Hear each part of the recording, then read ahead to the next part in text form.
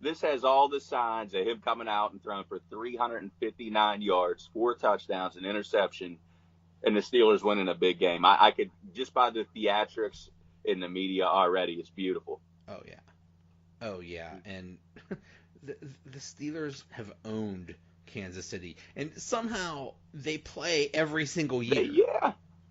I don't know how that happens. I mean, I know some years there's playoffs, but like, and it's usually in Kansas City. So, like, how does this happen? Like they play some teams like once every 8 years, but there's an annual trip to Kansas City. Maybe it feels like that just because we have their number for some reason. I mean, Oh I yeah. don't know, but I'm with you. I think we just I looked at the numbers. They own Andy Reid. I think they're 4-1 against him, and the only win was when Ben got hurt and Landry Jones had to play okay. most of that game.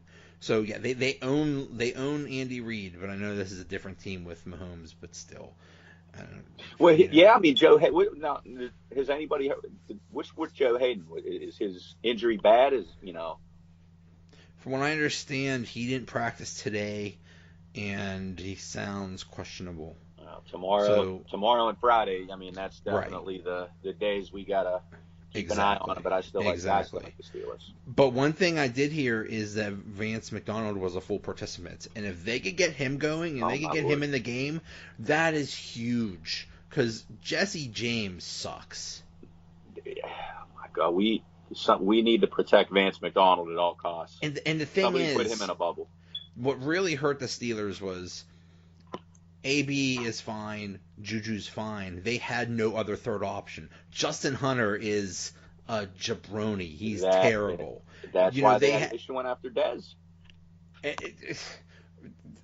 Yeah, that'd be nice. That'd be nice. I'm thinking for some reason they're bringing along James Washington very slowly. Yeah, So I don't you know what? I don't understand that. That sounds like the old Dick LeBeau. It takes them 3.5 years to learn the system. yeah, We don't have time for this. Big Ben exactly. I isn't just getting any younger. Bell's sitting out. Like let's go. We're here to win this year. yeah, yeah. So we'll see. So who'd you have for this one? Oh, the Steelers. Steelers, Yeah. hundred Oh percent, yeah. without a doubt. Yeah. I think this might be a high scoring game too. It's because Tyreek Hill looks scary, but we'll see. We'll see. Miami at New York Jets. Both teams want to know. I'm not buying the Jets. I don't really like Miami for that matter, but I'm still going with Miami in this one. What do you think? Tell you what, I'm going Jets. Jets, man. I just still think Miami stinks. Darnold impressed me. I mean, he threw pick six, and then he comes back and just absolutely picks the Lions apart. I mean, granted, it's the Lions, but I mean, Miami's run D is terrible. I just think the Jets at home will squeak away with one. Yep. Philadelphia at Tampa. I am taking Philadelphia in this one. What do you think?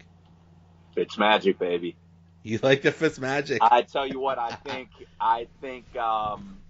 this is the big boot on survivor pools this week. I think everybody's going to be on the Eagles just because it's the Buccaneers. Everybody thinks they stink and are going to come back down to earth.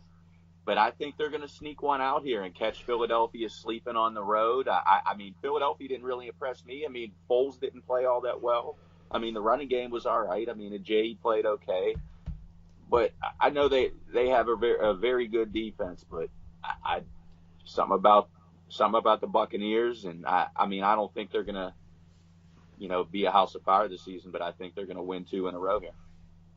Right now, 83% of people are picking Philadelphia. So, yeah. Well, I'm sticking with the other 17%. There you go. Lions at 49ers. Man, what the heck happened to the Lions? Holy crap.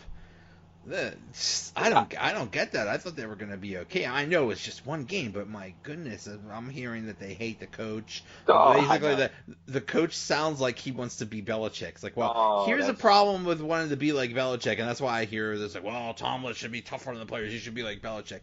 You only pull that crap when you're winning. When you're Belichick, you only pull that crap when you're Belichick. Exactly. Like, you can't, I think that's where these guys all go wrong. They want to walk in the door, and they want to walk in the door and act like Bill Belichick before they coach one game. The only guy that can do that is Bill Belichick.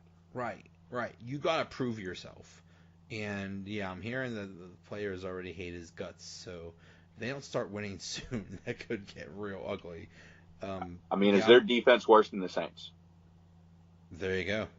I don't know. I mean, that was a bad first game, so I'm taking the 49ers in this one. What do you think? I'll tell you what, I'm really on the fence. I mean, Marquise Goodwin's hurt. McKinnon's out for the 49ers. I mean, they didn't play that bad against the Vikings. You know what? I'm gonna go with the 49ers just because it's home. As much as I want to pick Detroit. Cardinals at Rams. 96.59% of people are picking the Rams in this one. I'll take them too. What do you think? I like the Rams. I woke up in the middle of the night and realized that I had Brandon Cooks and Jared Goff, and I was going against Robert Woods, and I pulled out a win. And man, they look good. I mean, under 2 minutes left, Sean McVay is slinging the ball around the yard instead of running it.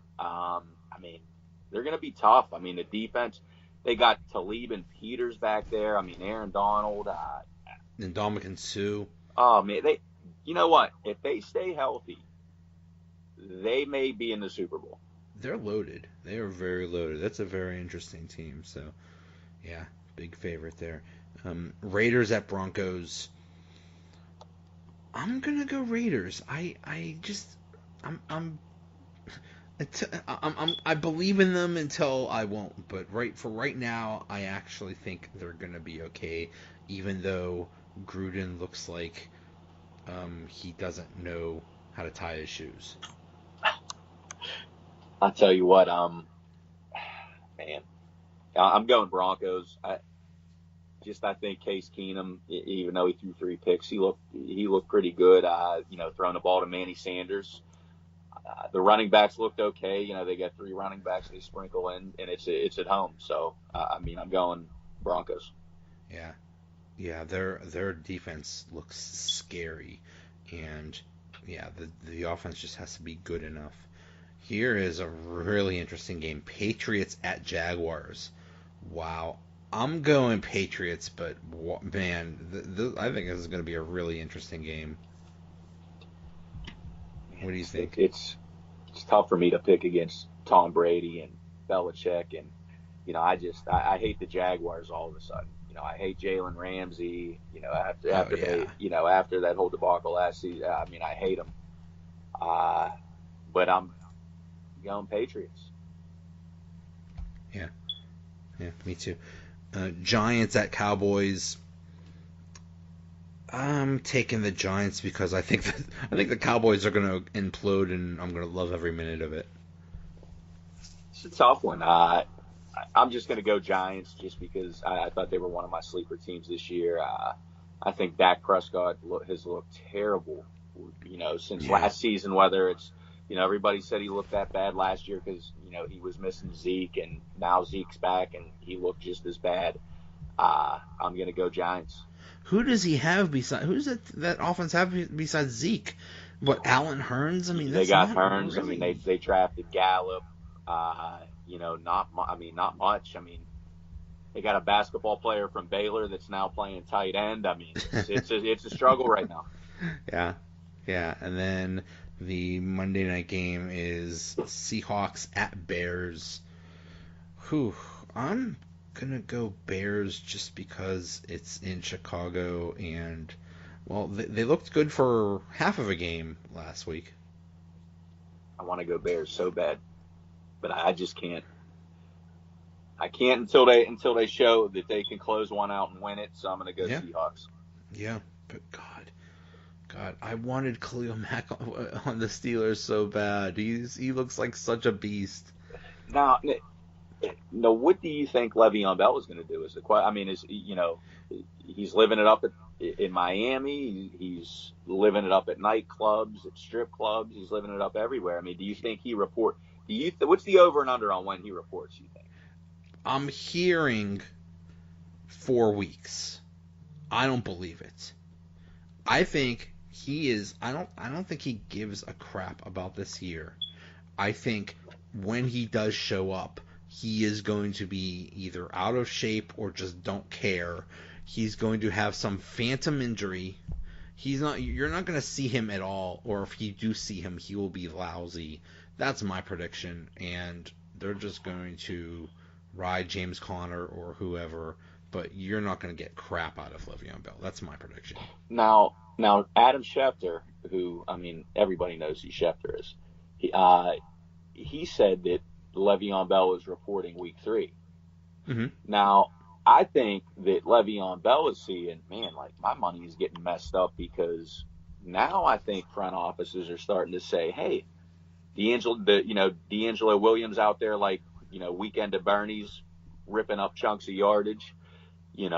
Now you got James Conner, 192 yards from scrimmage, and a touch his first start. Now people are thinking, is he a product of the offensive line? So I think his money is getting messed up, and he's going to be back sooner than people think. I just don't understand the concept of giving away an $850,000 check every week.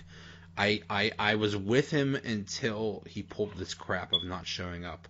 I fully support anybody's right to maximize their earnings. You don't maximize your earnings by forfeiting checks that are almost $1 million each.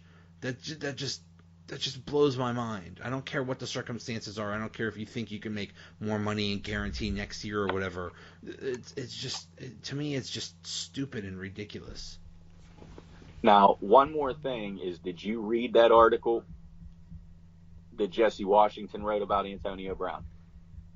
I read a little bit. You read a little bit? Now, what do you think that article needed to be written? No. Okay. Not at all. I think it was just a hit piece. It was just basically taking shots at Antonio Brown. Now, who do you think would win in a fight? Jesse Washington versus Antonio Brown, 1-on-1. I don't know. I don't. See, that was on Colin. That Colin Dunlap was saying he would. I would take Jesse Washington. Colin Dunlap was asking people who they would take in a fight. I think. I can't see Antonio Brown being much of a fighter. Well, we definitely know he's more of a lover than a fighter. per that article, without a doubt. Hey now. Yeah, the thing about Antonio Brown is I think he lives in his own world, and it really disappointed me when somebody asked Tomlin about it, and he said, "Oh, I don't care what people do on social media." It's like, well, you threaten somebody. That's not just a minor thing. I don't care what it is, if it's on social media or whatever. You threaten somebody. Is that really what you want your players doing? And it really annoys me how Tomlin handles those things. And I'm not saying you should be like Belichick or any crap like that, but some discipline and some authority would be nice, or at least give some crap answer like, we're dealing with it, or we'll talk to him, or some, BS like that. But don't just say, I don't care about that. Like, okay, well, we'll see. I think there's a lot of people in, Pitt, over in that facility in general, that need to take a break from Twitter and social media. A lot of those guys over there. I don't understand what, like, all it can do is get you in trouble. That's all. And really the only person that uses social media effectively is Juju. And I think that's because he's so young and he's from a different generation that embraces social media and has lived with it. But for most athletes, all it does is cause problems. Yeah, and if you ask certain radio hosts, they think Juju's on Twitter way too much. I hate that radio host, and it really angers me that he goes after Juju so much, because I think that's totally unwarranted. I don't think Juju has done a thing wrong, and whatever he does in his spare time, I really don't care. I just don't get it. I honestly don't get his beef with Juju. I mean, it makes no sense to me. I mean, that's That's really, I mean, and it's every day. It's some